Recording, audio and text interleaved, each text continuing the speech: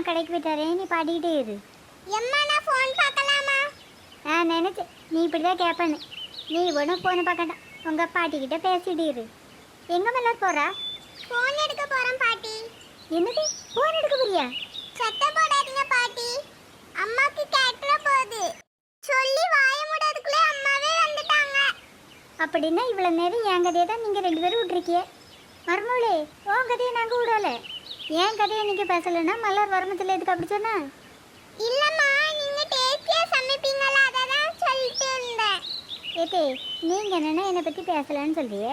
மலர் நான் செய்கிற சமையல் நல்லா இருக்கும்னு பெருமையாக பேசுகிறதா சொல்லிட்டு இருக்கா. நான் வர்றதுக்கு முந்தி ஏதோ நடந்திருக்கு, அதை என்கிட்ட மறைக்கிய. சரி சரி, உண்மையை நான் அப்புறமா கண்டுபிடிக்கேன். எதுக்குமா இப்ப வந்தீங்க? கூடையே வச்சுட்டு போயிட்டேன், அதை எடுக்க தான் வந்தேன். ஆமாம், கூடை இதில் வச்சுட்டு போயிட்டேன். அதை கூட நாங்கள் பார்க்காம இருந்துருக்கோமே.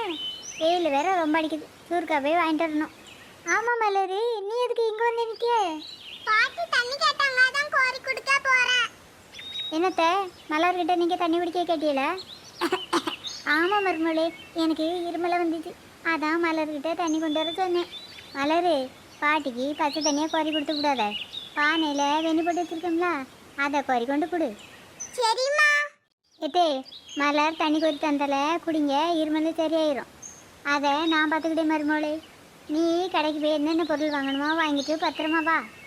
சரித்த, இவா ஃபோனை தூக்கிறமா நீங்கள் பார்த்துக்கிடுங்க, அதை நான் பார்த்துக்கிட்டேன். நீ போய் ஜாமானெல்லாம் வாங்கிட்டு வா. பாட்டி நீங்க சும்மா தானே சொன்னீங்க.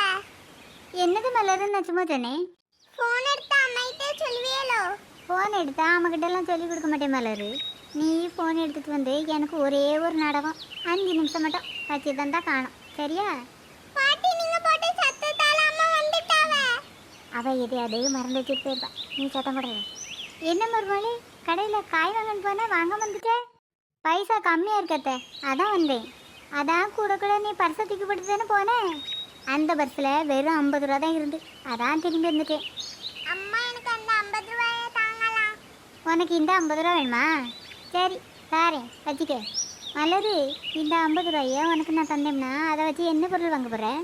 ஒரு கடையில 50 ரூபாய்க்கு பெரிய சாக்லேட் இருக்கு, அதை தான் வாங்க போறேம்மா.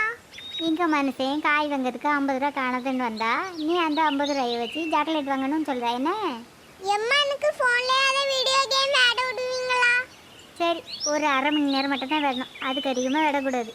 மருமூளே, எனக்கு ஒரு நாடகம் வச்சு தர சொல்லலாம்.